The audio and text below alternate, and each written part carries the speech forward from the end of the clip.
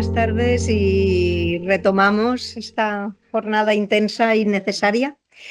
Bueno, esta mañana hemos estado tratando de entender de qué se trataba cuando hablábamos de agarrar silencios y esta tarde vamos a tratar de ver cómo podemos agarrar esos silencios, ¿no?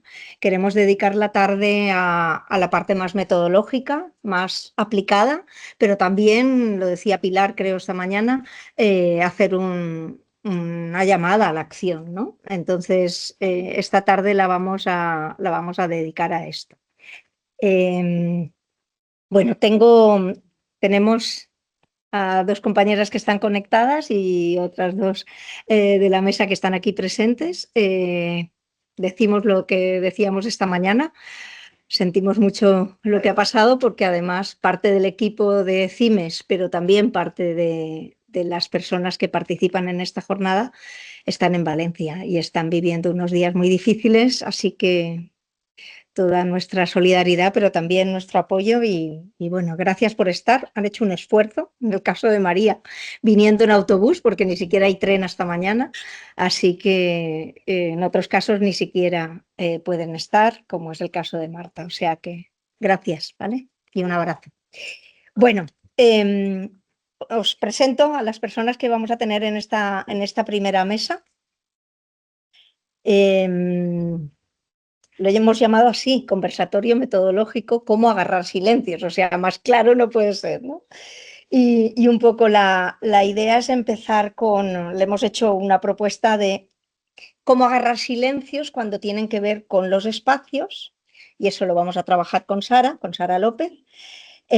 Cómo agarrar silencios cuando tiene que ver con los archivos, lo vamos a trabajar con María. Cómo agarrar silencios cuando tiene que ver con los objetos y con los testimonios. Voy a pasar por ahí, no me lo perdáis por nada del mundo, porque no tengo otro. El libro o la etnografía que hicieron Pepa y Isa, que están conectadas y que luego las escucharéis, que es la etnografía sobre la exhumación de la fosa de Paterna, ¿vale? Es una etnografía maravillosa, está en catalán, pero bueno, no tengo copia, así que os lo dejo para que lo vayáis ojeando y cuando hable. Aquí está la información que hizo el ETNO, el Museo de Etnología de Valencia, con las dos cosas, con la exposición de los objetos que encontraron y luego lo explicarán. Lo paso por ahí para que le podáis echar un vistazo, ¿vale? Bueno, ya presento a Sara. Bueno, Sara López Jiménez es licenciada en Historia por la Universidad Complutense de Madrid, con experiencia en el campo de la educación y de la archivística. Es cofundadora de Gerstóricas, una alternativa cultural y educativa para visibilizar la historia de las mujeres desde una perspectiva feminista a través de actividades grupales, proyectos comunitarios, investigación y divulgación histórica, interpretación del patrimonio y participación en medios de comunicación. Yo quiero decir que conocí a Sara haciendo la ruta de resistencias por Madrid y si no la habéis hecho, no os la perdáis porque es una maravilla. Así que gracias por estar aquí. Oye, primero dar enhorabuena a las que habéis participado esta mañana porque ha sido muy emocionante. Yo creo que es de las veces que más completo se ve todo el panorama, ¿no? Dónde está, desde dónde se ve el patronato, sobre todo por esas comparativas a nivel internacional. Y bueno, el día que nos reunimos un poco para ver cómo abordar estas sesiones salió, por supuesto, lo de agarrar silencios, pero alguien también dijo por ahí ubicar ausencias, ¿no? Entonces, claro, eso de ubicar ausencias, a nosotras, bueno, yo hablo siempre en plural porque hablo desde Gerstóricas, ¿no? Pero como que siempre nos interpela mucho porque el proyecto inició con la necesidad de materializar, ¿no? Situar sobre un mapa o unos recorridos urbanos los lugares donde han ocurrido las historias de las mujeres, ¿no? Entonces, por eso hemos querido titular esta parte de espacios como ubicar las ausencias. Claro, somos totalmente conscientes de la jerarquía que hay a la hora de crear narrativas. Eso no es nada nuevo. En general, en la historia de las mujeres lo sabemos muy bien, pero cuando nos enfrentamos al periodo de la dictadura franquista y de los años posteriores, esto se complejiza muchísimo. Entonces, más que nada porque se van a quedar relegadas mujeres que, como han salido a lo largo del día, no simplemente demuestran un posicionamiento antifranquista en este caso, sino que también son mujeres que muchas de ellas están con una gran vulnerabilidad económica, aparte de esa disidencia sexual, moral, que se alejaba un poco, ¿no?, de esos ángeles del hogar que hemos estado viendo. Entonces, claro, todas estas mujeres y todos los lugares que habitaron estas mujeres en relación con el Patronato de Protección a la Mujer, pues estamos hablando de que son esas narrativas ausentes que vamos a intentar ubicar, ¿no? Eh, Ha salido también hoy la ley de memoria. Y claro, la ley de memoria nos habla de lugares de memoria democrática. Y yo quería traer este fragmento porque consideraba que era importante reflexionarlo entre todas, ¿no? Es lugar de memoria democrática, es aquel espacio, inmueble, paraje o patrimonio cultural, inmaterial o intangible en el que se han desarrollado hechos de singular relevancia por su significación histórica, simbólica o por su repercusión en la memoria colectiva vinculados a la memoria democrática, la lucha de la ciudadanía española por sus derechos y libertades, la memoria de las mujeres, así como con la represión y violencia sobre la población como consecuencia de la resistencia al golpe de Estado de julio de 1936, la guerra, la dictadura, el exilio y la lucha por la recuperación y profundización de los valores democráticos, lo que a mí esto me alarga, no lo ponen, pero a mí me lo alargan, pues hoy nos atañe hasta el 85 y mucho más allá, ¿no? Eh, Nosotras en este ámbito de los lugares de memoria, como sabemos que los lugares de memoria se están cogiendo con pinzas, cuando nos ponemos a pensar en los lugares de memoria vinculados a las mujeres ya, se nos olvida. Entonces, bueno, os traigo para comentaros un poco de dónde sale también nuestra participación aquí. Nosotras tenemos un proyecto que ha sido financiado en parte de una primera fase por el Instituto de las Mujeres que se llama Amiga Date Cuenta. En Amiga Date Cuenta ahora estamos incorporando poquito a poco los espacios vinculados al patronato, ¿no? ¿Por qué creemos que este proyecto es necesario? Porque, bueno, físicamente necesitamos lo que os decimos, ¿no? Conocer los lugares físicamente, porque si no es como que de repente desaparecen y se pierden en el espacio y es como si nada hubiera existido. Entonces, para nosotras las calles, en el caso nosotros trabajamos mucho con el espacio público, para nosotras las calles juegan un papel fundamental en cómo la ciudadanía va configurando toda una percepción de la realidad social, ¿no? Eso nos habla muchísimas veces de cómo se va construyendo, ¿no?, y cómo nos vamos identificando esas narrativas con el pasado. Entonces, a través de, por ejemplo, de todos los paseos urbanos, por lo menos por nuestra experiencia, que siempre decimos que esto es una experiencia que cada grupo, aquí hay personas que habéis participado en los paseos, cada paseo es diferente. Lo que es algo que siempre es común es que se activan unos debates que creemos que son fundamentales, ¿no? Y son debates, en este caso, que interpelan a nuestra historia reciente, ¿no?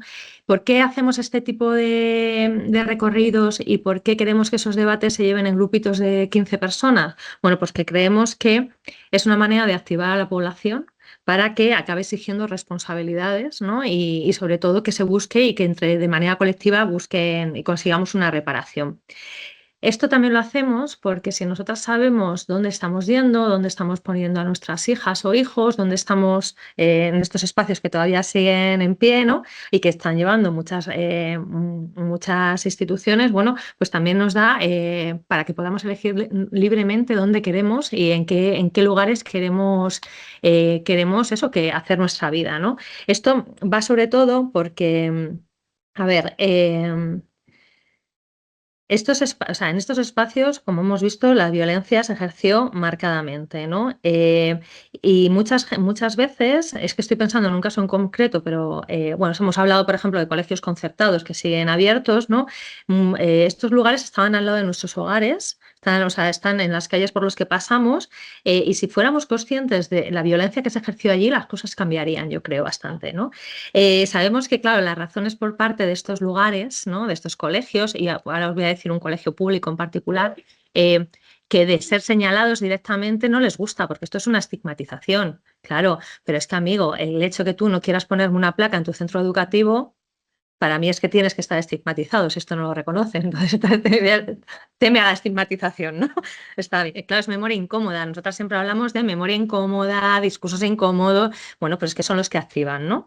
Entonces, bueno, es verdad que hay muchas de estas iniciativas por visibilizar estos espacios, bueno, la mayoría surgen de personas que han sido atravesadas directamente, en este caso pues estamos hablando de las supervivientes, ¿no?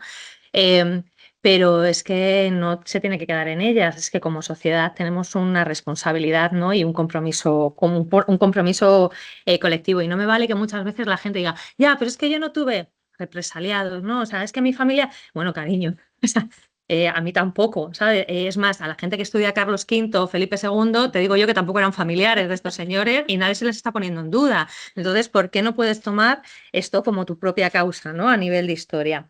Eh, Cuando nosotros nos planteamos mucho, porque claro, creemos que son esto de la palabra visibilizar o no visibilizar, eh, creemos bueno, que dice mucho de la sociedad en la que vivimos. Si tú pasas de un tema, si pasas a nivel institucional ya ni te cuento, ¿no? Cuando, o sea, nos está contando un poco qué salud tiene la memoria de este país, ¿no? Pero sobre todo creemos que visibilizar es importante, ¿no? Porque al final estamos hablando de la creación de la identidad de un lugar de una manera colectiva. Los lugares vinculados al Patronato de Protección a la Mujer nos ponen sobre la mesa temas muy duros, como han salido hoy, como es el dolor, el duelo, el conflicto, el olvido. Esto a mucha gente que a lo mejor pues, no ha investigado todavía o no les ha llegado esta información, es algo que les impacta muchísimo. O sea, nosotras conocemos sobre todo desde chavalas a lo mejor de 18 años a mujeres de 70 ¿no? Que a lo mejor no son conscientes de que en esos lugares pasaron estas cosas, ¿no? Eh, Siempre estos lugares van a estar atravesados, ¿no? por todas estas tensiones, ¿no? que nos va a generar lo que estamos hablando. Se habla, ¿no? Jordi Guisset hablaba del gran valor para transformar la memoria del pasado, que es una cuestión crítica del presente, siempre y cuando se haga un ejercicio de reflexión colectiva. Entonces, nosotras estamos creemos que, bueno, lo voy a decir luego con mejor palabras, pero bueno, todos los lugares que han sido construidos por las personas siempre han sido escenarios pues, de negociación de diferentes valores, de diversos grupos identitarios que se materializan o que se expresan mediante acciones intencionales como el abandono, la destrucción y la conservación. Y quiero estas frases de Julia Faría, pero quiero que nos quedemos con la parte de abandono, la destrucción y la conservación, en lo que vamos a hablar ahora, que son espacios físicos, no son espacios simbólicos solo, ¿eh? Eh, claro, surgen muchas preguntas. ¿Es necesario el olvido mediante la eliminación física y mental de las huellas de un evento traumático, ¿no? O bien se hace necesario un espacio memorial para permitir que esos acontecimientos puedan seguir recordándose generación tras generación? Yo todas estas preguntas no las entiendo sin incorporar a los grupos de personas que pasaron por ahí, a los colectivos memorialistas y, por supuesto, a la vecindad que los rodea, ¿no? Pero sobre todo a las personas que por ahí pasaron. Eh, Hay un estudio que indica que la segunda forma de reparación dentro de las políticas memorialistas por parte del Estado son la señalización de los espacios, después de las económicas, ¿eh? O sea, porque hablan muchísimas veces de que son la única manera, señalar estos espacios de memoria democrática son las únicas maneras de conformar culturas democráticas a través de ese diálogo, a través de la participación de nuevas generaciones, porque esto no se queda aquí, o sea, tiene que haber una renovación y tienen que coger el testigo, ¿no? Porque, y más sobre todo, como está la extrema derecha pegando por todos lados, ¿no? Pero también estas iniciativas de señalización y de homenaje, ¿no? También nos enfrentan directamente con un pasado conflictivo, que pues, volvemos a decir lo mismo, que es incómodo, pero que nos va a ayudar a crear una identidad nacional basada en derechos y la dignidad humana, ¿no? Que eso es lo básico, ¿no? Para tener una sociedad democrática. En 5 minutos os queríamos traer dos espacios de la ciudad de Madrid vinculados con el patronato que ya conocéis, porque esto ya aquí ya no lo sabemos todas, pero quería reflexionar sobre la situación actual. Estos dos puntitos amarillos, que no se va a ver a lo mejor si lo marco, bueno, el de abajo es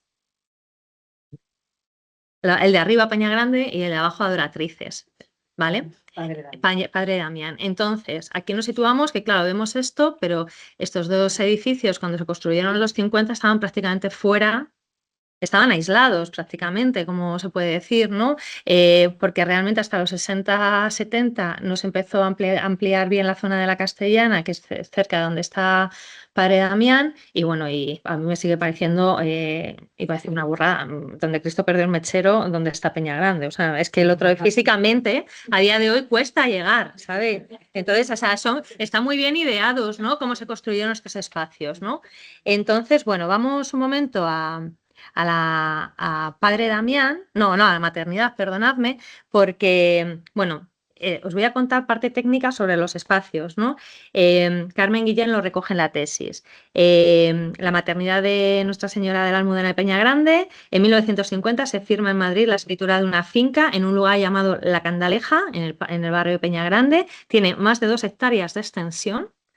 Y bueno, se va a adquirir para crear un enorme edificio para obras asistenciales, las comillas que decíamos, obra asistencial de madres solteras.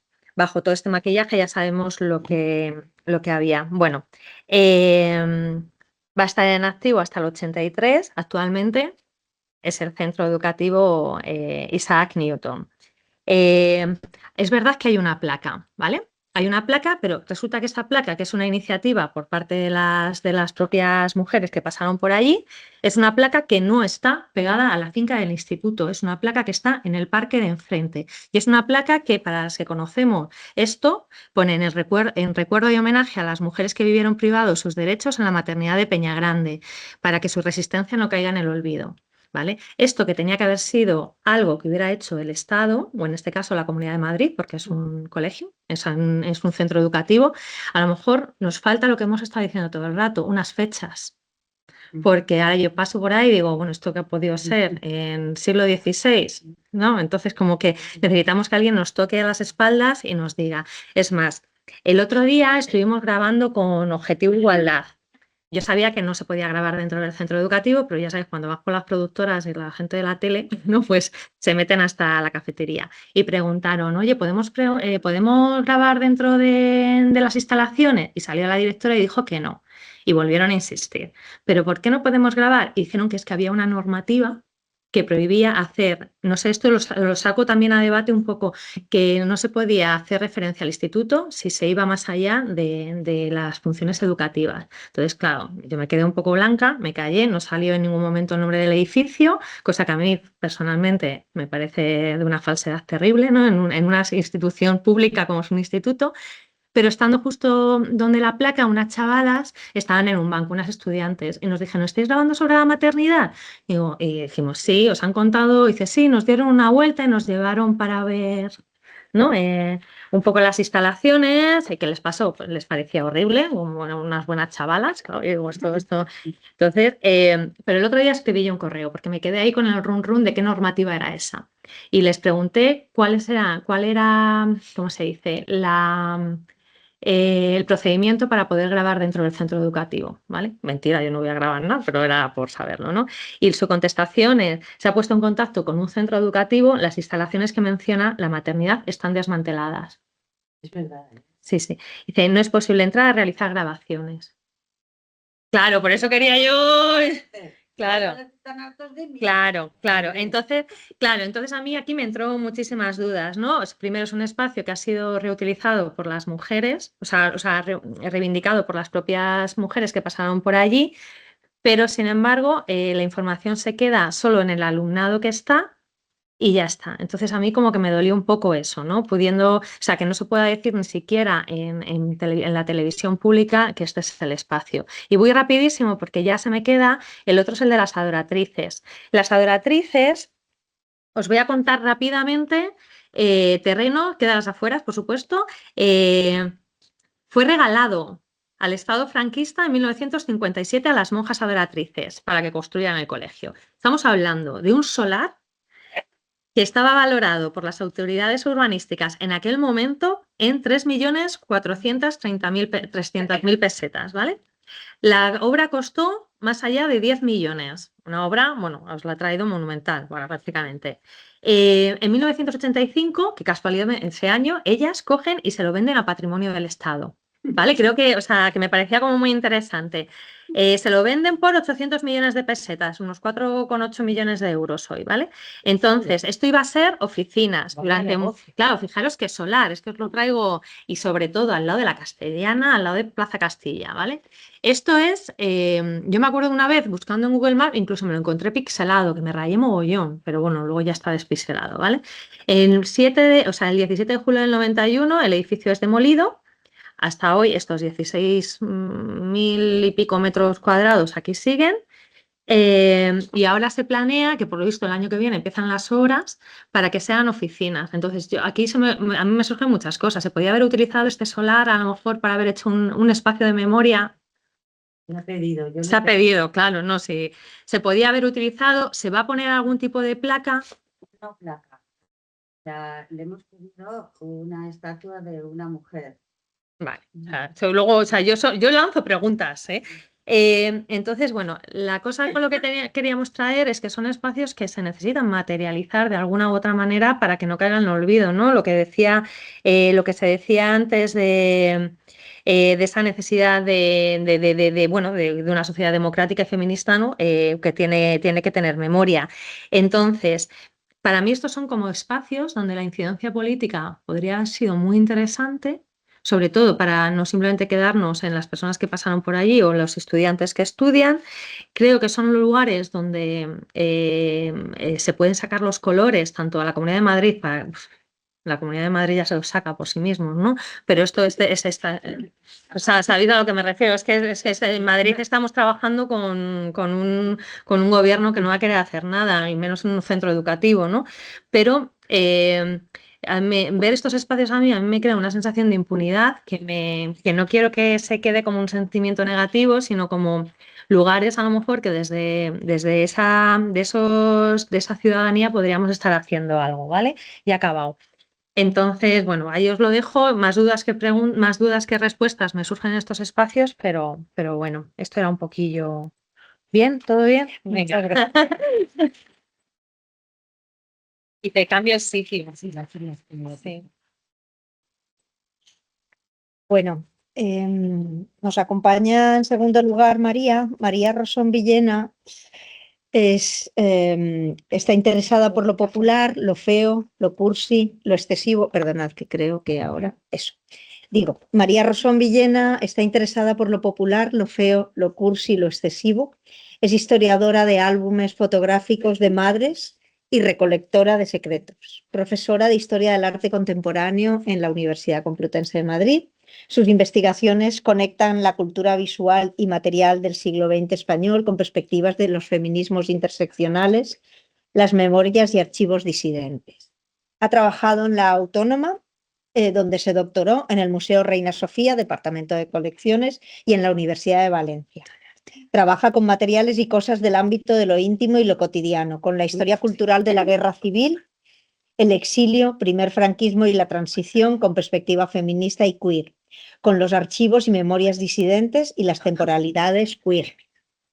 Muchas gracias, María. Nada, muchísimas gracias a ti, Ana, por la presentación y, por supuesto, a todo el proyecto CIMES por la invitación, a Carmen Romero, García Dauder y, bueno, todas las personas que, bueno, estáis organizando estas jornadas que la verdad es que están siendo, pues, un lujo y una maravilla. Bueno,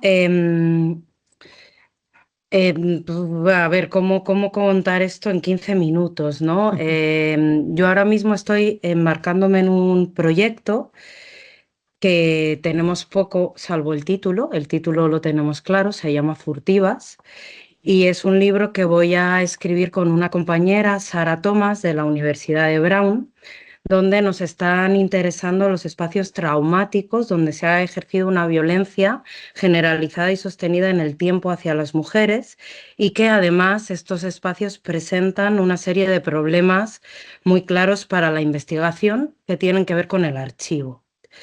¿Por qué? Porque estos espacios, vamos a seguir un poco con el paradigma del espacio, nos abren, ¿no?, la pregunta de qué posibilidades tuvieron de ser representados en la época, cuáles son sus registros y características y cómo nos llegan hasta hoy.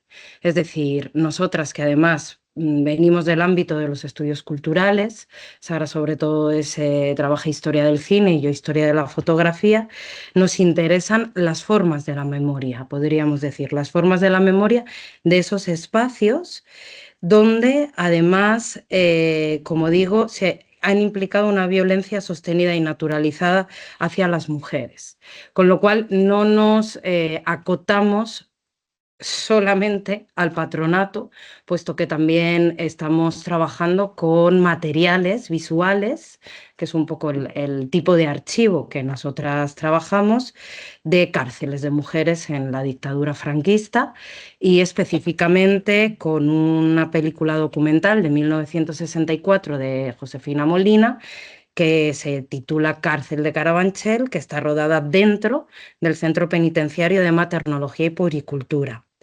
También estamos trabajando con el archivo fotográfico del Patronato de Sevilla, que es lo que ahora os voy a mostrar. La película Furtivos de José Luis Borao de 1975, que hay escenas, aunque nadie lo ha dicho. Yo. Tú lo has dicho, perdona, tú es que lo has dicho todo, Consuelo.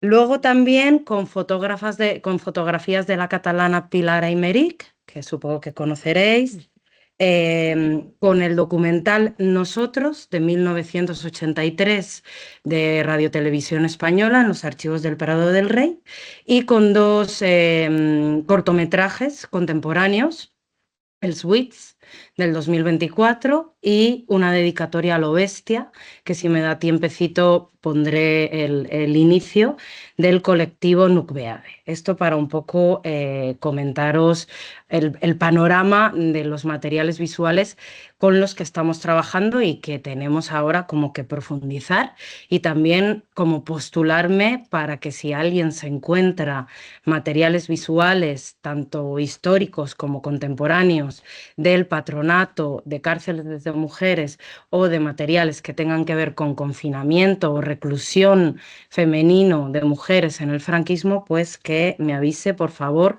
que me apetecerá un montón conocerlo. Y lo interesante del trabajo que estamos haciendo es que ya ha emergido un hilo conceptual que además tiene que ver con el espacio.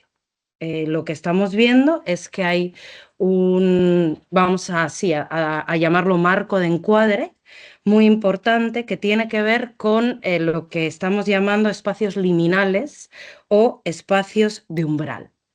Si, como dice Lefebvre, cada sociedad produce su propio espacio, ¿cuáles serían los espacios del franquismo?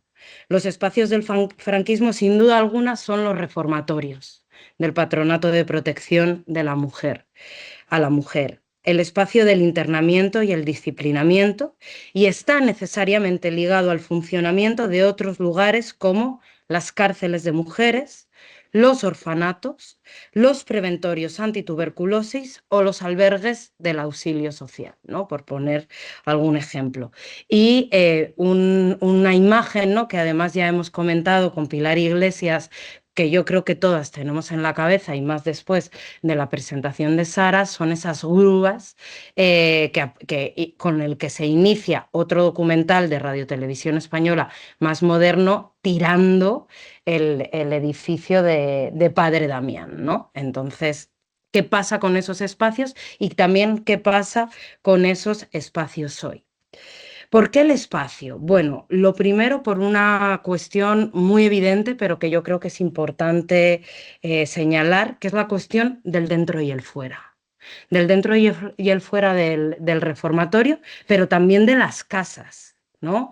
O sea, como un marcador de lo que puede o no puede realizarse y dónde puede realizarse, que es muy importante para toda esta moral sexual patriarcal de la que estamos hablando, ¿no? De lo que puede y no puede verse, que para nosotras es muy importante por el centro que tenemos con la cuestión de la imagen.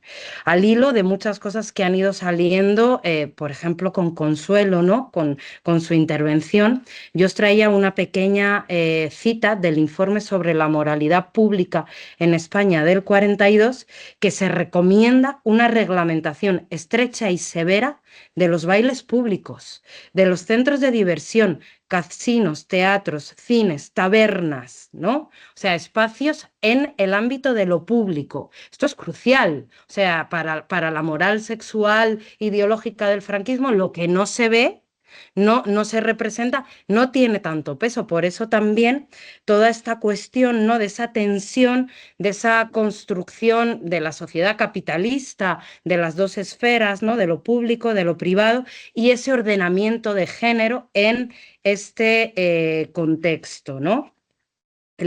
Por supuesto, toda la noción en la que ahora no me voy a detener del escándalo público. Esto también es muy, muy importante, ¿no? Entonces también la construcción de estos espacios para redimir las conductas desviadas, ¿no? Como se dicen en las propias documentaciones internas del patronato. Muy en la onda, ¿no? Aquí se ha hablado de tendencias eugenésicas, ¿no? Pero también regeneradoras, según su propia vocabulario, profilácticas, ¿no? Estos espacios, estos reformatorios, en este caso, serían espacios de regeneración social, ¿no? Podríamos decir, donde de alguna manera se va a implicar esta idea biopolítica, ¿no? O sea, el patronato como un poderoso aparato biopolítico franquista, donde lo que se quiere hacer es purificar. Esto es otra idea muy del primer franquismo, ¿no? De la cuarentena social, de tener, que también encontramos con el caso del castigo del rapado, que antes también se ha mencionado, ¿no? O sea, es esta idea de la purificación de los virus del gen rojo. De este constructo que se inventan, ¿no? Porque aquí no hay otro tipo de constructo racial, ¿no? Entonces, de ahí también, lo mencionaba Consuelo, las celadoras. Si nos detenemos un poco a estas vigilantas de la moral, ¿qué es celadora? La que cela o vigila la puerta, ¿no? O sea, la que está en el umbral. Todo el rato esta cuestión, ¿no? De los espacios, del dentro, del fuera, de los umbrales, que aparece muchísimo, muchísimo, muchísimo en los materiales visuales. Como podemos ver aquí en este archivo, que es el Archivo Histórico Provincial de Sevilla. ¿Pasa algo? ¿Por qué no pasa la diapo? Aquí, ¿vale? La Junta Provincial de Sevilla se convirtió en la sede central del Patronato para Andalucía Occidental y sus establecimientos se trasladaban jóvenes de provincias cercanas, Huelva y Cádiz, que eran regentadas y era regentado por la Orden de las Hermanas Terciarias Capuchinas de la Sagrada Familia de Sevilla. En las imágenes consultadas y generosamente cedidas para mi investigación por el archivo, yo las entiendo como fuentes precarias, ¿vale? Porque son impenetrables para la investigación, ya que son, digamos, fotografías que podemos considerar que es un corpus hecho por los perpetradores de la violencia y seguro archivado por ellos, ¿no? Con lo cual están dando una imagen interesada de esa realidad, la imagen que de alguna manera, con distintas formas, que esto es lo que nos queremos como empezar ahora a dedicar, ellos han construido y lo que luego han querido guardar, ¿vale? Luego, por otro lado, son fuentes sometidas a un enorme proceso de descontextualización. Es decir, no sabemos nada de ellas. Quiénes son, por qué posaron, quién hizo la fotografía. El archivo no guarda esa información. Uno de los primeros marcos de encuadre que me gustaría como presentaros son fotografías de grupo de mujeres que residen en el reformatorio y posan en el umbral del centro de internamiento.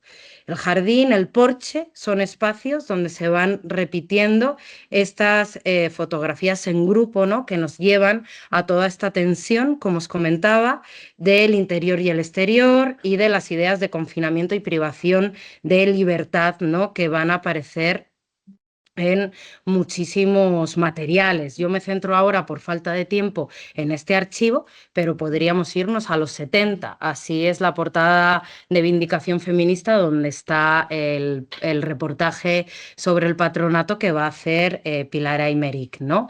Y aparece en muchos otros materiales toda esta cuestión del grupo fotográfico en el umbral. Pero también me gusta, porque siempre me interesa trabajar las resistencias, a pesar de encontrarnos con toda esta historia absolutamente patriarcal, los gestos, ¿no? Que se pueden ver, no sé si veis mi cursor, afectuosos, siempre, aquí este es precioso, ¿no? De ellas tomándose de las manos. También nos ha contado muy bien Consuelo que según la distinta orden, ¿no? Había unas prácticas u otras. No sé cómo están las cosas en Sevilla, ¿no? Pero hay estos rastros, ¿no? de afecto, estas miradas que, bueno, de alguna manera puede desafiar la lógica también absolutamente de violencia o trabajar en paralelo y hablarnos también de la sororidad, ¿no? Que había entre las mujeres que estaban ahí. Luego también encontramos en este espacio espacios del patronato siempre sin gente, ¿no? Una especie como de registro bastante terrible, ¿no? De cómo eran estas instalaciones donde había un centro de detención y observación o clasificación, ¿no? De los que también mencionaba Consuelo. Aquí, de hecho, se puede leer, no sé si lo podéis ver. Hay observaciones ahí. Ahí se ve exactamente. Aquí era esa especie de comisarías, ¿no? Como tú decías. Ese es como terrible, ¿no? Porque son espacios bastante crudos donde aparecen como higiénicos, a pesar de que los muebles son duros, ¿no? Fijaros cómo son. Casi como si fuese una especie de catálogo, de escaparate, ¿no? Tengo todavía como pocos registros para poder analizarlos, aunque no deja de sorprender la crudeza de las fotos. Fijaros los muebles, ¿no? Qué duros, etcétera. Aquí tenéis, esta es terrible. Y luego, dentro de este tipo de fotos, habría otras en color que son más inquietantes aún. Y que específicamente, también por mi interés por el arte contemporáneo, pues me apelan mucho. Esta de la piscina, por ejemplo, me parece una foto muy moderna, pero que habría como, o sea, como que me gustaría profundizar más en ella desde alguna otra metodología. Para ir acabando, encontramos también fotos de taller donde están trabajando, ¿no? En estos trabajos prácticamente forzados que hacían durante muchísimas horas con las monjas. Y luego tenemos también fotos como con mayor distensión, ¿no? del grupo de mujeres que allí vivían, que nos muestran pues celebraciones, encuentros, escenas, ¿no? Un poco de la vida cotidiana. Aquí las tenéis. Y luego este conjunto que me parece como terrible, que son las bodas, que yo creo que es como un poco un trofeo, ¿no? De esos matrimonios forzados que se iban dando y que el archivo de los perpetradores pues los va guardando para un poco como esta especie como de final feliz para muchísimas de ellas, ¿no? Y luego, por otro lado, ya el último momento, ¿no? estos, ¿no? Que son miembros de la Junta y las autoridades, tanto militares como eclesiásticas, que van visitando el centro y que creo que sería interesante pues poder también a través de estas fotos comentar cómo está la investigación sobre los perpetradores, sobre los victimarios, ¿no? De todo este entramado que se dio. No sé si tengo 3 minutos para poner el principio de una dedicatoria a lo bestia. Es una pieza audiovisual que han hecho dos artistas, el colectivo Nucbeade, y que se centra en San Fernando de Henares, que es donde fueron a parar pues muchas disidentes sexuales, específicamente lesbianas, ¿no? Y que bueno, yo ya no voy a hablar más, voy a acabar con esto. Me interesa, ¿no? Porque abre otro registro que también es algo que está emergiendo con mucho interés para nosotras, que es la cuestión de las cosas, de los objetos dentro de los materiales visuales. Parece un montón, como las cosas que ellas tienen, pequeños fetichitos, cosas de uso cotidiano, fotos. Y bueno, la pieza documental, bueno, la pieza artística es muy interesante y se centra bastante en una especie de archivo ficcionalizado en gran parte, porque hay muchas cosas que tampoco a veces tenemos como el registro histórico para poder contarlas, y es un poco como también iniciaba esta pequeña comunicación, ¿no? O sea, es que hay muchas cosas que en los archivos no vamos a encontrar, ¿no? Y que por eso no tenemos por qué dejar de hablar de ellas, ¿no? Y yo creo que una dedicatoria a lo bestia, pues, aborda esta cuestión de forma muy bonita. Ay, perdonar que lo he quitado.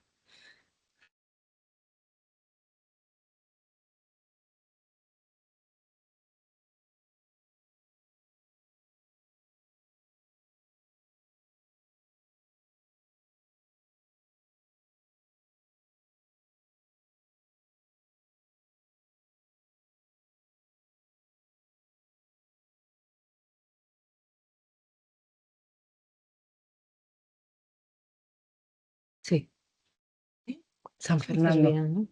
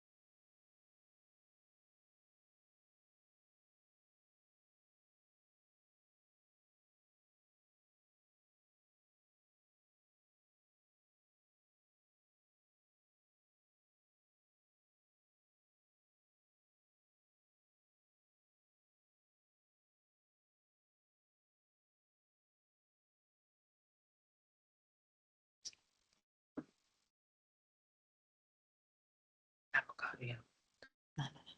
Acabé este. Bueno,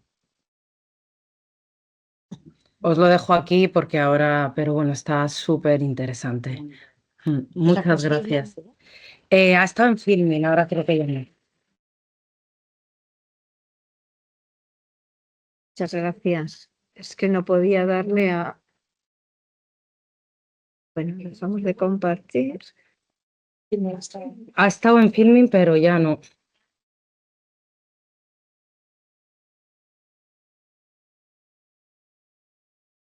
Bueno, muchísimas gracias. Vamos a escuchar a Pepa García Hernandorena y a Isaga de Apeiro. Ellas han preparado son las autoras de la etnografía que he pasado antes para circular. Ellas están, a ver, ¿esto es que lo cerramos aquí o qué? ¿O cómo es? Sí, pero ¿de dónde? Aquí, perdonad, de tantas cosas. Así. Ellas son las autoras de la etnografía esta que os contaba y les pedimos que participaran en esta mesa haciendo reflexión sobre cómo agarrar silencios a partir de los objetos y de los testimonios. Entonces, han preparado una presentación a la limón, como ellas mismas decían, y bueno, Pepa García Hernandorena es antropóloga social, es doctora por la Universidad de Valencia. Su trabajo investigador está ligado a diferentes instituciones y universidades. Sus temas de investigación giran alrededor del concepto hacer memoria, entendiendo esta como un proceso que desde el presente nos permite acercarnos al pasado y dotarlo de sentido. Desde hace unos años investiga el movimiento memorialista en el contexto valenciano, los mecanismos de transmisión de memoria traumática en clave de género, desde la biografía y la subjetividad, las mediaciones que toman parte. Isa Gadea Peiró es socióloga y especialista en estudios de género y políticas de igualdad. Su trabajo de investigación se ha centrado en el vínculo pasado-presente desde una perspectiva feminista. Junto con Pepa García Hernandorena, ha investigado sobre las memorias enterradas en la represión franquista desde una mirada etnográfica, atendiendo a los procesos y caminos por los que transitan los recuerdos, a su custodia y transmisión, a su género y al poder transformador de la evocación. Son autoras de la monografía Etnografía de una exhumación, el caso de la fosa 100 del cementerio de Paterna, editada por el Área de Memoria Histórica de la Diputación de Valencia de 2021. En base a ese trabajo etnográfico comisariaron la exposición 2238, Paterna, lugar de perpetración y memoria, en el Museu Valencià d'Etnologia, que se pudo visitar entre julio de 2023 y mayo de 2024. Bueno, pues os escuchamos. Bueno, gracias por la presentación, gracias por la invitación. Estar aquí compartiendo con gente de tanto nivel es un placer para Isa y para mí. Lamentamos de verdad profundamente no estar ahí físicamente, pero bueno, desde aquí sabéis de sobra que Valencia no estamos en la mejor de las situaciones y creo que va para largo. Pero bueno, intentamos dar el máximo calor, transmitiros el máximo calor desde aquí. Voy a compartir, ¿vale? Si os parece. Bueno, aunque nuestro trabajo no aborda el patronato, sí que habla de un espacio traumático, un espacio de memoria, un espacio de perpetración, que además es un espacio que se encuentra en la periferia, por ser Valencia, Levante feliz durante la guerra, y por hablar de una gente, agente, no de gente, también generalmente en este espacio dejado mucho en los márgenes. Para aquellas que no conocéis lo que es Paterna, Paterna es una localidad que se encuentra a unos 6 kilómetros al noroeste de Valencia. Actualmente es una ciudad dormitorio de unos 60.000 habitantes. En los años 30, 40 era un pueblo, una población agrícola de unos 6.000 habitantes, y fue el escenario de la violencia durante la guerra, pero sobre todo durante la posguerra, y esto por varios motivos. Está relativamente cerca de lo que eran las principales cárceles valencianas, San Miguel de los Reyes, el Puig o la Model, y también contaba desde finales del 19 con unas instalaciones militares, un acuartelamiento que vino muy bien al régimen para llevar allí todo el proceso de depuración sobre una parte de la población valenciana que había tomado parte en la vida política, en sindicatos, ayuntamientos, colectividades, durante la guerra, como digo, y durante el gobierno de la República. En Paterna se les asesinó por parte de piquetes franquistas. Entre 1939, en abril del 39, finales de abril, se empieza a fusilar, y en 1956 se fusila la última persona por parte del régimen franquista, un maquis conocido como el Manco de la Pesquera. Estas personas se les arroja a una de las más de 150 fosas comunes que se abrieron en el propio cementerio municipal de Paterna, en el centro del cementerio, en un sitio visible, accesible para todas aquellas personas que quisieran ver. Ahí es donde centramos nuestra investigación y nuestra mirada se dirige al presente, a los procesos de exhumación científico-forenses que empiezan a realizarse de manera sistemática y rigurosa a partir de del 2016. En 2015 se produce el cambio político del Botanic. Entonces, la Diputación de Valencia crea un área de memoria histórica que dota económicamente a los familiares para poder acometer esas exhumaciones.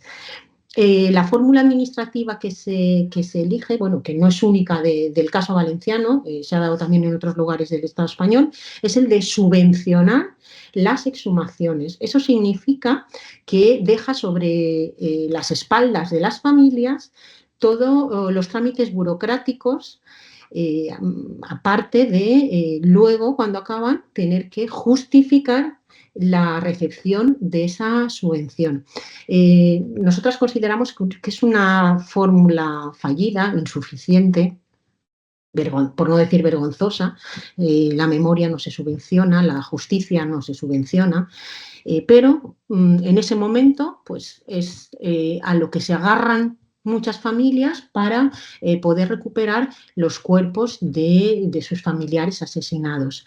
En 2019 se crea la Consellería de Memoria Democrática, que parece ser que va a asumir de oficio esas exhumaciones. Ese modelo es el que se ha seguido estos 2 últimos años, pero desgraciadamente con el cambio político del año pasado, pues todo esto ha quedado en un limbo. Y bueno, Paterna se ha exhumado lo máximo posible. Hasta finales del mes pasado se ha estado exhumando el primer cuadrante y se cree que se ha exhumado hasta ahora pues un 80% de las fosas que allí se encuentran. Este es el escenario donde Isa y yo empezamos a trabajar en 2019. Por distintos motivos nos acercamos a Paterna, por motivos personales, por motivos familiares, por motivos profesionales, y allí nos damos cuenta de que es muy importante lo que hay debajo de la tierra, pero es muy importante también todo lo que está pasando alrededor de esas exhumaciones. Presentamos un proyecto a la Diputación de Valencia y con nuestros objetivos eran pues, analizar el impacto en la sociedad actual, en la sociedad valenciana, de la aparición de estos restos en la esfera pública. Nos planteamos realizar un mapeo de los diferentes agentes que tomaban parte en estas exhumaciones, analizar sus motivaciones, sus intereses, sus posiciones, sus emociones, qué los movilizaba y por qué en este momento. Y también nos planteamos realizar, igual que hizo pues, Francisco Ferrandis, cuando él habla del subtierro, la vida social de los subterrados, nosotros nos planteamos hacer una vida social de las fosas, precisamente para abarcar todos estos aspectos. La vida familiar, pero también la vida política, la vida jurídica y la vida científico-forense. Nosotras planteamos desde una perspectiva, desde una metodología etnográfica, con una serie de técnicas que nos abría la posibilidad precisamente de acceder a esas emociones, a esas subjetividades, a generar esa confianza con las familias para poder recabar información. Coincidió en el tiempo que se iba a exhumar una fosa, se iba a dar inicio la exhumación de la fosa 100, una fosa, aunque esto nos da vergüenza siempre decirlo, pequeña, porque solo contenía 28 cuerpos. Hay que tener en cuenta que en Paterna hay fosas que contienen más de 200 cuerpos en espacios de 1 metro por 1 metro, 2 metros por 2 metros, con una profundidad considerable. La fosa 100 era relativamente pequeña, contactamos con la asociación de familiares que nos abrieron, bueno, sus casas, sus vidas y sus historias. Hicimos observación participante las 3 semanas que duró la exhumación, junto con los forenses, junto con las arqueólogas, y hicimos también registro diario de campo y accedimos a estas entrevistas en profundidad. Tuvimos la gran suerte que la fosa 100, muchos hijos e hijas de represaliados estaban con vida, creo que eran unos 9, 10 que aún pudimos entrevistar y obtener esa información más o menos de primera mano. También realizamos un vaciado de prensa de los principales periódicos valencianos en un periodo un poco por ver qué imagen de las exhumaciones se estaba transmitiendo a la sociedad. Y esto surgió sobre la marcha, porque cuando empezamos a ir a las casas, normalmente las familias nos estaban esperando con las fotografías o con esas cajitas, con esos objetos que para ellos significaban la memoria de sus familiares. Entonces nos planteamos en ese momento realizar un registro y inventario de todos esos objetos, de los documentos, de las imágenes, porque estos objetos, generalmente estas imágenes, era lo que hacía que la gente se abriese a compartir la memoria, la historia, en ese caso era lo mismo, de sus vivencias con relación a la represión franquista.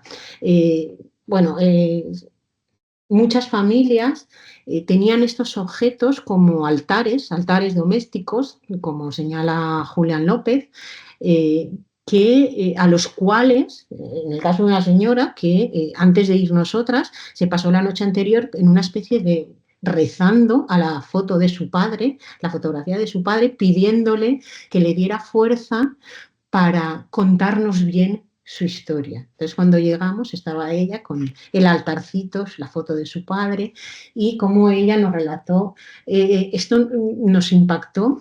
Entonces, pensamos que era necesario registrar, más allá de las narrativas, también las materialidades, como unas y otras van indisolublemente unidas en este caso. Esta aproximación a través de nuestra mirada, como os decíamos, pues nosotras nos centramos nuestra mirada fuera de la fosa, porque pensábamos que de esa manera podíamos dar cabida a otras memorias. El caso del cementerio de Paterna es paradigmático porque entre esas 2.238 personas, solamente 20 eran mujeres. Pero la presencia de... Oigo como retorno. Hay alguien que tiene Sí. encendido el micro. ¿Cómo lo hacemos? Mira, a ver si está aquí. Desde la ¿Sí? ¿No? Ahora ya. Y cómo la presencia de las mujeres no podía limitarse a decir que solamente habían sido fusiladas 20 mujeres. La presencia de las mujeres en el cementerio de Paterna estaba allí desde el momento 1 que se empieza a fusilar, porque Paterna, aparte de ser un sitio de perpetración, es desde el minuto 1 un sitio de memoria. La presencia de las mujeres estaba allí desde el minuto 1 y pensábamos que era el momento de poner en el centro su presencia, sus acciones, su agencia en mantener la memoria de este lugar hasta hoy en día. Esta ampliación de mirada nos llevó habéis estado hablando, Sara, creo que es de Gerhistóricas, del tema de los espacios de memoria. Los espacios de memoria también tienen una biografía, tienen una genealogía que en el caso de Paterna nos parecía que era preciso conocer. No estábamos inventando nada, las mujeres que nos estábamos acercando, las nietas y las bisnietas. Allí ya había habido unas prácticas que era preciso poner en el centro. Bueno, se oye ya. Bueno, buenas tardes a todas. es súper extraño hablar y compartir esto hacia una cámara, hacia el ordenador. Comparto con Pepa, ¿no?, que me hubiese encantado estar ahí con todas vosotras y compartir todas esas intervenciones en primera persona. Bueno, como comentaba Pepa, cuando iniciamos nuestro trabajo de campo en 2019, la visión que se tenía alrededor de los procesos exhumatorios era un tanto limitada, ¿vale? Hay que puntualizar que los equipos que llevan a cabo las exhumaciones en el contexto valenciano están formadas pues, por personas que se dedican a la antropología forense, arqueólogas, historiadoras, pero no figura dentro de sus equipos, como sí sucede en otros contextos del Estado español, la figura de la antropóloga social, ¿no?, que tan importante en un proceso de exhumación. Este hecho hacía que la perspectiva que podía aportar la antropología social brillaba por su ausencia, ¿no? Otra de esas líneas olvidadas era la perspectiva feminista, como está hablando Pepa, y por tanto nuestro enfoque metodológico y etnográfico lo que permitía era ampliar esas miras y sobre todo, y muy en relación con lo que ha comentado Sara y María sobre la importancia del espacio y de recuperar esas ausentes, ¿no? Podemos decir que nos interesaba situarnos en el espacio del cementerio, como bien ha dicho Pepa, como lugar de perpetuación y de memoria. Lo que estaba sucediendo es que estaba todo el mundo mirando hacia dentro de las fosas comunes, ¿no? Y dentro de las fosas comunes lo que había era mayoritariamente hombres. Acudían a las mujeres para preguntarles qué les pasó a los que acabaron dentro de ese agujero, ¿no?, durante más de 80 años. Pero poco se hablaba, ¿no?, de las experiencias que vivieron ellas. Yo no sé si María recordará, tenemos una anécdota que la hemos tenido muy presente porque nosotras estábamos haciendo el trabajo de campo y María participó de una visita guiada al cementerio de Paterna en el marco de un congreso del grupo Repercri. Y en esa visita, María en un momento dado preguntó: ¿dónde están las mujeres?, ¿no? La respuesta que se dio es que durante la represión en tiempos de la República que se asesinaron un montón de monjas, pero poco se habló de qué sucedía, de dónde estaban las mujeres, ¿no? Y el problema era que se estaba mirando dentro de las fosas. Las mujeres han estado y estuvieron desde el momento en el que se originaron esas fosas y gracias a ellas, como decía Pepa, ese lugar de perpetuación es lugar de memoria. Como podemos ver, tenemos un montón de fotos de mujeres alrededor de las fosas que se reunían el 1 de noviembre, que era el único día que se les permitía acudir al cementerio. Y bueno, un poco nuestro enfoque trataba de ampliar todas estas cuestiones, ¿no? Tener en cuenta, recuperar esa ausencia, situar las ausencias de las mujeres y recuperar esa genealogía de luchas y de resistencias que las generaciones anteriores habían llevado a cabo y que le dotaban de significado y componían esa biografía del cementerio. Como bien comentaba Pepa, nosotras en la etnografía tratamos de hacer como recomponer la historia de vida de una fosa, ¿vale? Una vida que se estaba compuesta por la vida familiar, la vida asociativa, la jurídica, la científico-forense, etc. Había vidas que eran contemporáneas, pero había otras que se iniciaban en el pasado y llegaban hasta el presente. En este interés por atrapar los silencios, ¿no?, y visibilizar a las silenciadas, nosotras ponemos en la vida familiar, ponemos en el centro la importancia y el papel de las mujeres como custodiadoras y transmisoras de la memoria, ¿vale? Porque sin ellas, sin esas mujeres, sin esas memorias, Pepa y yo hoy no estaríamos hablando de esto, ni probablemente las generaciones actuales pueden iniciar procesos de prácticas reparativas como una exhumación, ¿no?, porque son ellas las que custodian esa memoria. En el caso de Paterna, Pepa os comentaba que hay como unas 19, 20 mujeres que acabaron dentro de las fosas, ¿no? Podemos hablar como de dos grandes perfiles a grandes rasgos. Por un lado tenemos esas mujeres que tuvieron una participación activa durante la República o el transcurso de la guerra, maestras de la República, guerrilleras, milicianas, etcétera, que el régimen las asesina por rojas. Y luego tenemos como ese otro gran perfil, que son madres de, hermanas de, viudas de, que sin transgredir el espacio de lo doméstico, ese espacio que se les había asignado, ¿no? En la sociedad tradicional patriarcal, sin salir, son represaliadas por el vínculo de parentesco con sus familiares, ¿no? Que ya es como el colmo del patriarcado, ¿no?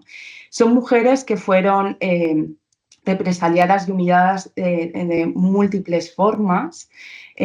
Son las rapadas, son las paseadas, son las que tuvieron que sacar adelante a sus familias, pese a un contexto, pese a ese dolor y esa pérdida, ¿no? que marcó sus vidas, y son las que pues, efectivamente sostienen de manera material a la familia y de manera simbólica, porque son las que se hacen cargo de la memoria de los muertos, ¿no?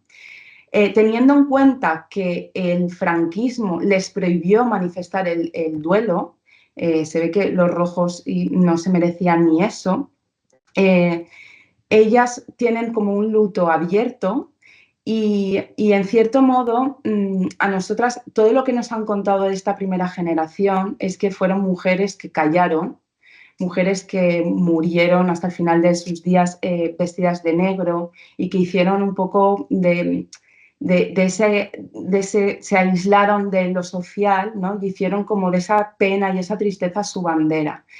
De alguna manera, en su día a día, estas prácticas de manifestación del luto eran prácticas, en cierto modo, que tenían un cariz de subversión, ¿no? Porque ellas manifestaron hasta el final de sus días ese luto que era prohibido, ¿no?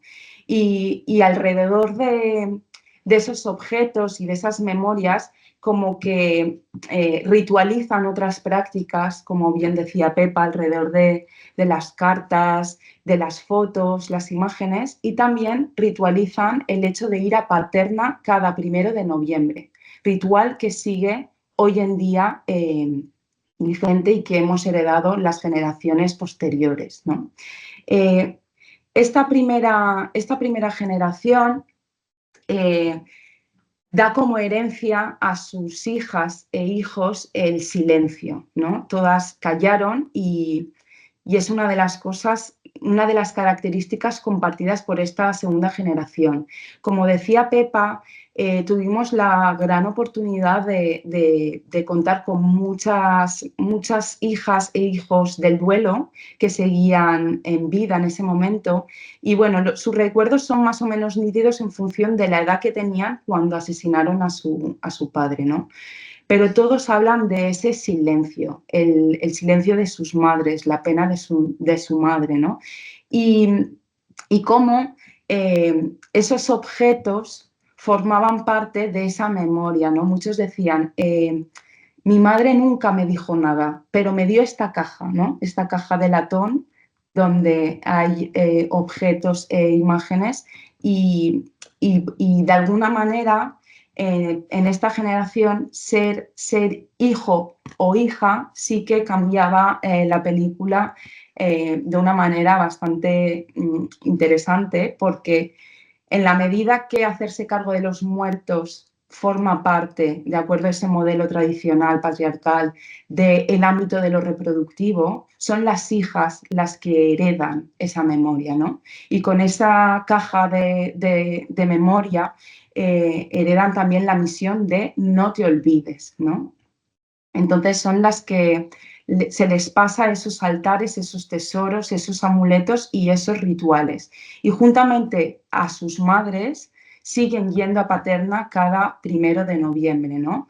El mensaje nos hablaban de cómo tenían prohibida esa visita paterna y cómo muchas, las que podían, en un contexto económico de miseria, las que podían trataban de sacar del anonimato de una fosa a su familiar, poniendo pues memoriales muy humildes. Y nos contaban cómo la Guardia Civil les rompía esos memoriales que ellas reponían con el dinero que no tenían, ¿no? Y cómo ese 1 de noviembre el cementerio se llenaba de mujeres, niñas, niños y flores. Y el mensaje era: estamos aquí y no olvidamos, ¿no? En tercer lugar, tenemos como la generación de la posmemoria, tal y como conceptualiza Marianne Hilst, que es la generación de las nietas, bisnietas, nietos, que es una memoria vicaria, no la viven en primera persona, pero sí que está mediatizada por los afectos. Muchas de estas nietas llegan a convivir con las abuelas y ahí hay un salto que muchas veces lo que callan las abuelas a sus hijas se lo cuentan a las nietas, ¿no? Entonces, ese duelo abierto, perenne, que acompaña a esas generaciones de mujeres, las nietas lo reciben y lo transforman en un activismo por la memoria, ¿no? Las nietas son las que cogen esas cajas, abren los armarios, los cajones y ponen en el centro de lo público las memorias y inician esas prácticas reparativas que, como comentaba Pepa, en el caso del contexto valenciano, todo se delega a subvenciones, ¿no? Para poder iniciar un proceso de exhumación tienes que asociarte en asociación para llevar a cabo estas prácticas. Entonces se tejen esas redes entre familias y entre nietas que ponen en común y también muchas veces ponen en común como esos objetos, ¿no? Y entonces se genera esa colectividad que hasta el momento había estado silenciado por las generaciones anteriores. Perdona, tenéis que ir acabando, ¿vale? Sí. 5 minutitos más. Bueno, pues toda esta investigación nos surge la oportunidad de plasmarla en una exposición en el Museu Valencià d'Etnologia, en Letno, porque este museo es la primera institución valenciana o la institución que se ofrece a hacerse cargo de los objetos que cuando se exhuma una fosa no solo aparecen huesos, en el caso de Paterna y en muchos otros casos de España aparecen muchos objetos asociados a los restos y en el caso de Paterna por su especial composición física del terreno se ha dado el caso de un par de fosas que han aparecido las ropas de las personas fusiladas intactas, conservadas intactas. Bueno, por un proceso muy complicado de conservación, el Letno se hace cargo de estos objetos. Estamos hablando de miles de objetos, no de unas gafas, un lápiz, sino de 100 gafas, 800 botones. Y claro, en un principio el problema que hay es que si no se identifica, no se ha identificado por ADN esa persona, no se le puede restituir ni el cuerpo ni los objetos que le acompañan.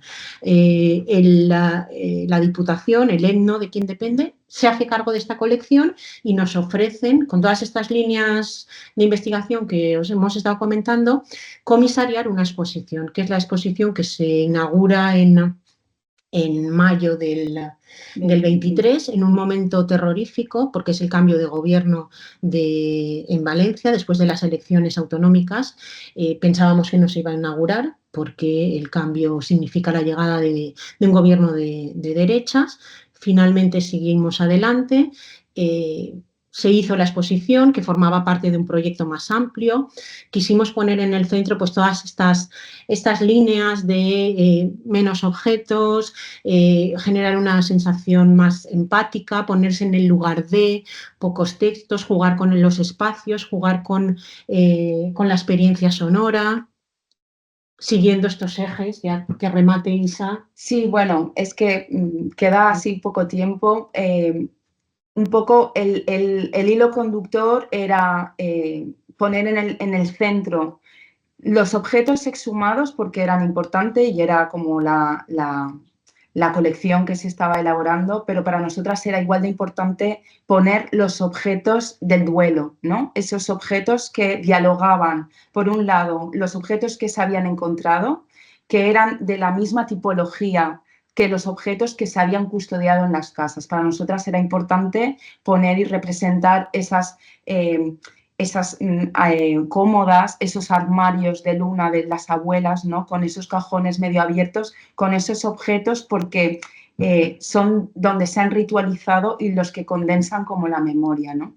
E intentamos también pues ver, representar los diferentes espacios, representar lo cerrado de una fosa, lo cerrado de un armario y una caja, pero también representar lo público, el cementerio, y tratar de rastrear todas las luchas de las que nos preceden, ¿no? Porque muchas veces cometemos el error de llegar y descubrir la luna, permitirme la broma, pero es importante recuperar todas las luchas que nos han precedido, y era algo que nosotras detectamos que tanto el movimiento memorialista contemporáneo como todas las interpretaciones que se estaban dando en el contexto de las fosas de Paterna estaba perdiendo de vista.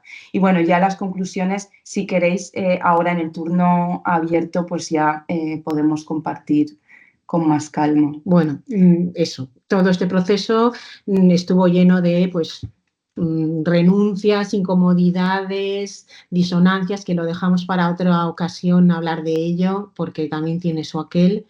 Y bueno, muchas gracias, y como dice Isa, dejamos para el coloquio. Una cosa que sí que les queríamos comentar, la etnografía esta que está comentando Ana, que tiene, ella es suertuda y tiene un ejemplar físico, se puede acceder, está en abierto, está online, está en la web de la Diputación de Valencia. Si acaso en el grupo de WhatsApp pues pondremos el enlace, porque se puede descargar.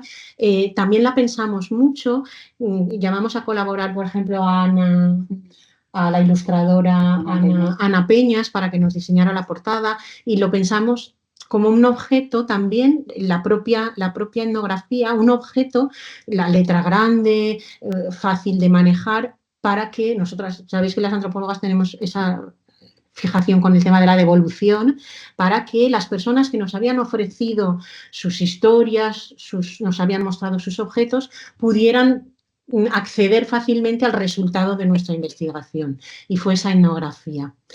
Como os digo, está colgada para bajarla en PDF. Muchas gracias. Gracias.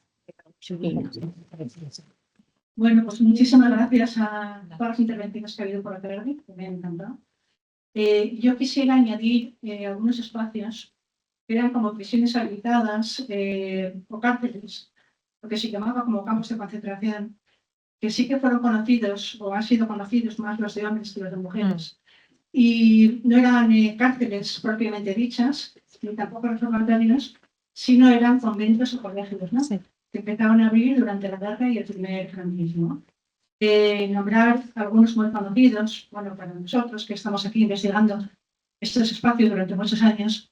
En el País Vasco, por ejemplo, Saturrarán, de Durango, Amadrieta, que estos sí que tienen placas y están reconocidos a nivel institucional, aunque constantemente dilapidados, ¿no? Hay muchos repartidos por toda España, pero yo creo que esos de mujeres han tenido menos visibilidad, y es por eso que podemos añadirlos también a todos los que han surgido esta mañana, hablando del Patronato de Protección a la Mujer, ¿no? En Madrid, por ejemplo, el más conocido es el de Ventas. Se ha escrito una tesis específica, pero también la Maternal de San Isidro, el Colegio Escuela, y algunos más que hay esparcidos por toda Madrid, ¿no? En Valencia, Santa Clara, el Convento de Santa Clara, en Tarragona, Las Oblatas, Barcelona, Les Corts, en Mallorca, Cansales, hay muchos. Y aquí surgió todo el tema de la desaparición de niños, ¿no? Que hemos comentado, o que habéis comentado esta mañana. Así que yo pienso que son espacios muy importantes que no han tenido mucha visibilidad y que hay que reconsiderarlos cuando hablamos del patronato, ¿no? Muchas gracias, total. añadir la cárcel de mujeres de Alcalá de Henares, La Galera, que desgraciadamente se va a venir abajo sin que podamos conseguir que se haga un centro de memoria. Sí, Guadalajara, hay muchos. Es la de Sevilla, es que hay muchos. ¿Cómo hacemos? ¿Cogemos cosas y os devolvemos así para que sea?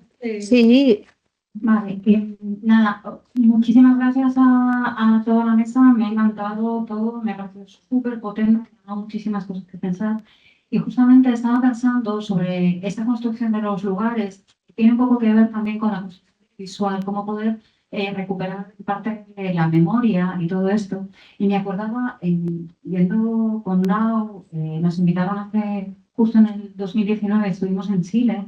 Y una de las cosas que visitamos fue el Museo de la Memoria de Chile, de la dictadura, y también visitamos varios locales de memoria. En particular recuerdo, bueno, hicimos además un recorrido, la primera vez que fui, estuvimos haciendo un recorrido por una de las calles donde estuvimos señalando los marcadores de las balas, ¿no? De cuando entraron en el espacio. Y luego después acudimos también a Casa Londres, que es uno de los centros de la dictadura chilena donde se torturaba a la gente.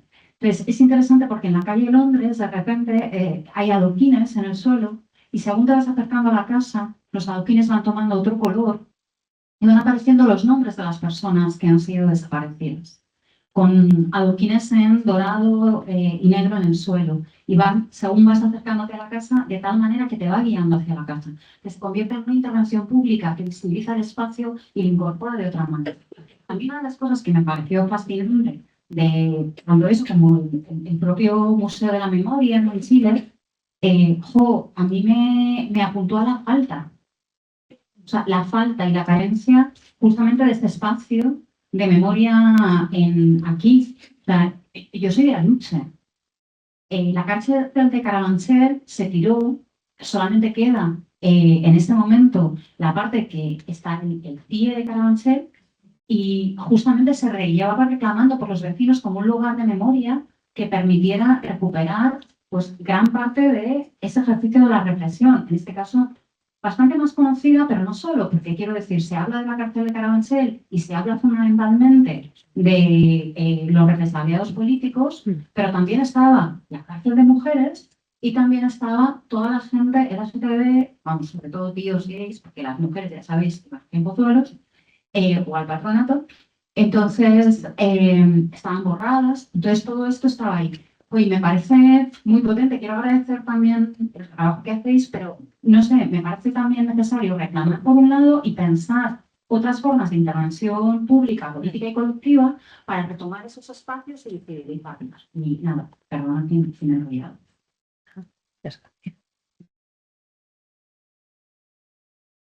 si no hay nadie más y queréis comentar, digo, pues encendéis el micro. Bueno, hay una cosa, cuando nosotras trabajamos sobre la presencia de las mujeres en el espacio, sobre todo en el tema franquista, es que cuando hacemos una pregunta a la gente que viene, ¿no? En plan, ¿qué consideras espacios de memoria de mujeres, ¿no? O sea, de memoria democrática de mujeres?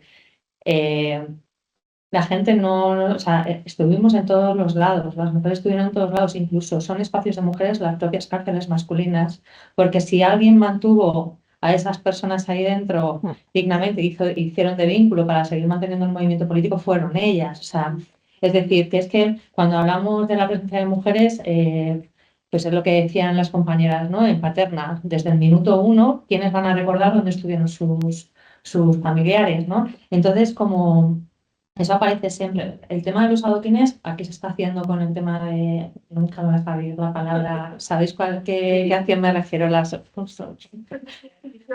Sí, las que van señalando a las personas que fueron deportadas, ¿no? Entonces, sí que hay intencionalidad. Fijaros que a mí es algo que siempre me ha llamado la atención. Hay intencionalidad política para recordar las personas en campos de concentración nazis. pero cuando nos venimos a la historia más reciente, no. Entonces, el problema es eso, intencionalidad política, porque ya hemos visto que desde las propias asociaciones memorialistas, de personas supervivientes y tal, se están haciendo cosas. Solo hay que ver, ponemos ahora mismo el listado de subvenciones de memoria democrática, que son alucinantes todos los proyectos que hay, y muchos de ellos que impactan en el espacio público, que es a lo que voy. Pero el problema que tenemos, por ejemplo, en la Comunidad de Madrid, es que no, o sea, si ni siquiera quieren poner una placa en la Dirección General de Seguridad. Si lo han dicho, es que lo dijeron hace 2 días. Entonces yo eso lo veo hacer muchísima presión por parte de la ciudadanía. Y esa presión no simplemente acaba, o sea, que una generación acabe agotada de estar trabajando, sino pasárselo a las nuevas generaciones. Entonces, yo parece que estoy un poco negativa, pero en el fondo no lo estoy. O sea, porque yo estoy viendo aquí a gente que yo admiro muchísimo su trabajo en temas de memoria, ¿no? Pero, pero el problema es que cómo luchas un poco contra Goliat, ¿no? O sea, no, Goliat era grande, ¿no? Estoy fatal. Vais a decidir no ponerme nunca después de comer una mesa. Pero, no sé, sabes que todo lo que estáis diciendo son como iniciativas o proyectos que personalmente creo que tienen un impacto fundamental y absoluto, pero que nos tienen que coger el testigo, ¿sabes? Es decir, por ejemplo, en nuestro caso ha habido una intencionalidad por parte del Instituto de las Mujeres, pero cuidado, que el dinero se acaba. Entonces nosotros hemos tenido que lanzar un crowdfunding, un no sé qué, se nos han caído 3 subvenciones que por aquí salen. Entonces esto, pero mientras tanto, mientras se pueda, se va a seguir currando. Y sobre todo, cuando se trabaja con ese tipo de acciones, que yo creo que es un poco también lo que pasa con las compañeras, siempre van apoyadísimas por material didáctico, que es algo como que para que no solo se materializa, sino que también se trabaja, ser muy conscientes desde estas acciones de la necesidad de trabajar con institutos y con colegios. Entonces, porque sé que en Paterna se hacen muchísimas visitas también con centros escolares, entonces desde la universidad también se empieza a visibilizar mucho, pero esto se tiene como que bueno, ¿no se me explica? Sí. Muy bien. Yo quiero contestar Pepa y también. Isa han pedido la palabra y María también, o sea que como Sí, queráis. a raíz de esto, a nosotros, por ejemplo, en Paterna, al vaciarse las fosas, se han destruido.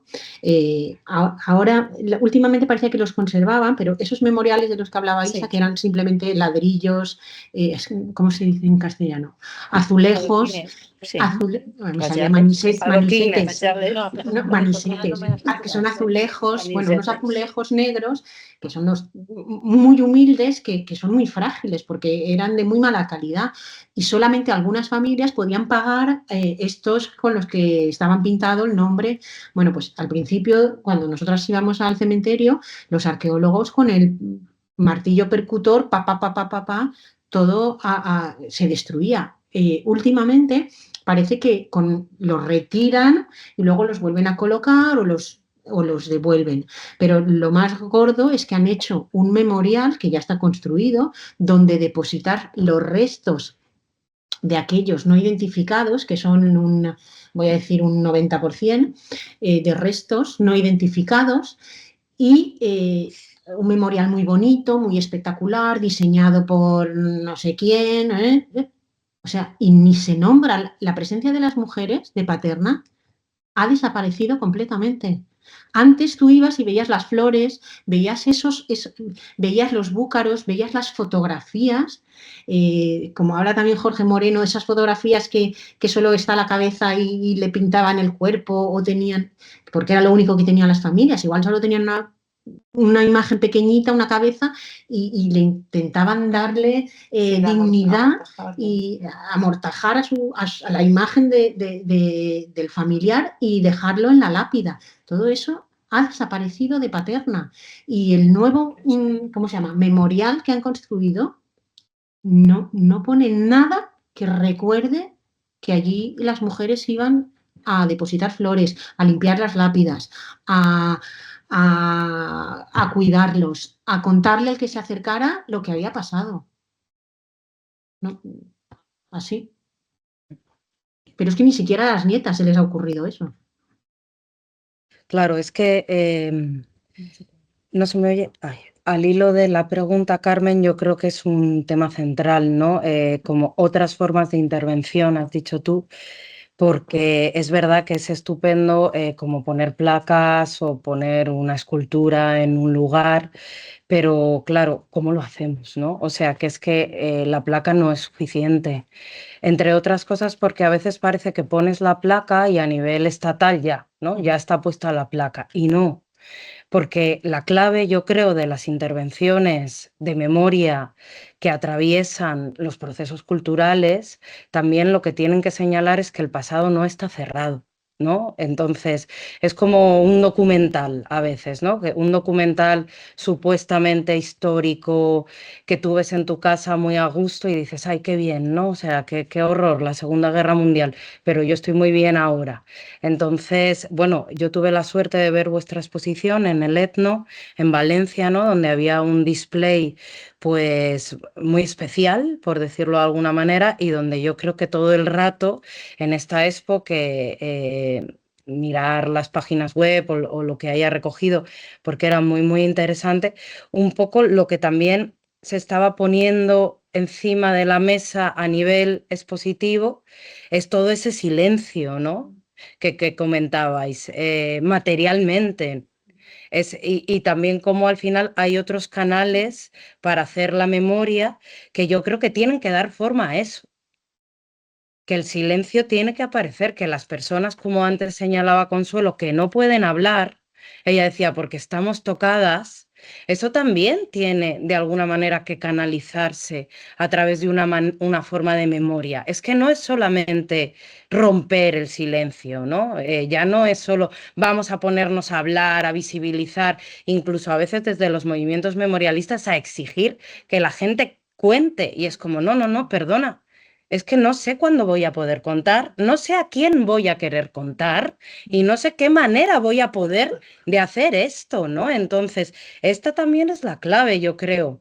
O sea, como trabajar con conceptos que tienen que ver con la fragilidad, que tienen que ver con lo inefable, que tienen que ver con la vergüenza, que tienen que ver con el armario, pero no para, venga, vamos a salir todas del armario. Oye, que no es tan fácil, ¿no? O sea, vamos a entender que el armario es una forma para nuestra memoria lesbiana y que vamos a tener que trabajar desde ahí, ¿no? O sea, es un paradigma también espacial de lo que pasa dentro y fuera del armario, por ejemplo, ¿no? O sea, que yo creo que esto es algo que se veía también bastante bien en vuestra exposición, ¿no? Como con un display, con una iluminación, con una selección de objetos bien distintos, ¿no? Y que no todo a veces, y yo ahí disiento un poco con colegas que estáis más en el ámbito educativo, no todo tiene por qué ser didáctico, ¿no? Porque es que hay formas de la didáctica que de nuevo lo que están es un poco como, o sea, son distintos niveles, pero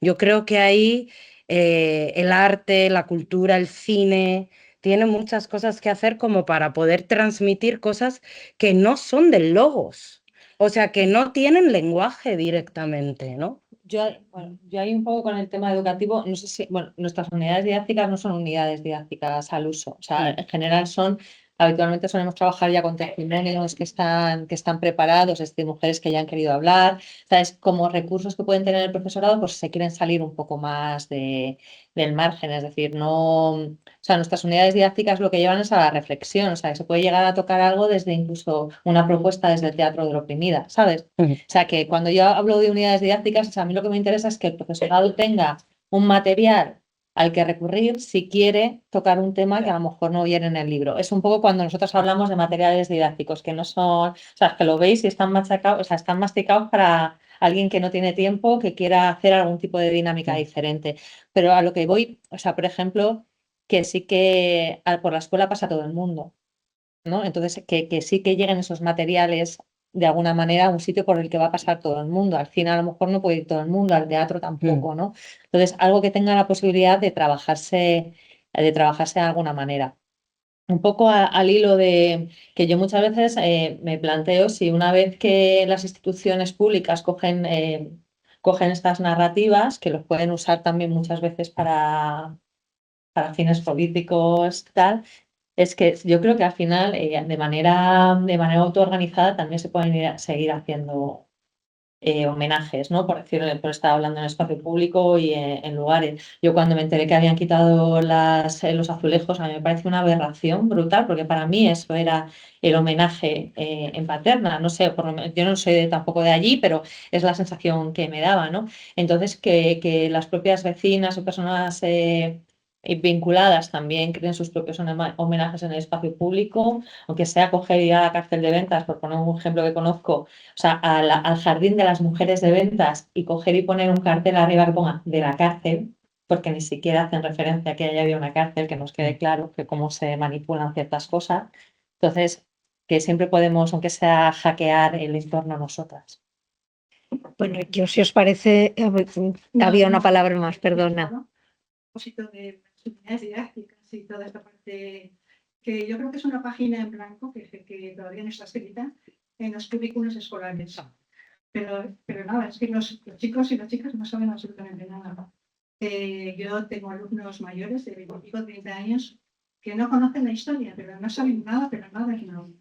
Entonces, yo creo que es fundamental, aparte de integrar en proyectos artísticos, cinematográficos, literarios, artísticos, estas páginas silenciadas, pero todo pasa por un currículum escolar que llene de contenido y que los niños desde pequeños aprendan qué es lo que ha pasado y cuáles son sus raíces, porque no saben nada.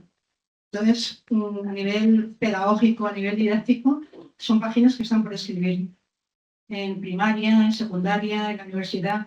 Los chicos no saben nada, pero nada. Con alumnos de 30 años que no sepan que en España había campos de concentración, ni prisiones habilitadas de mujeres y de hombres, ni trabajo forzado, me parece que es un escándalo. O sea, que no conozcan sus raíces, de dónde vienen, que no conozcan la historia de su país. Me parece que eso es un pecado, pero mortal, vamos, si hablamos de pecados. Bueno, muchísimas gracias. Yo creo que deberíamos dejarlo aquí y pasar a la última mesa. Muchas gracias.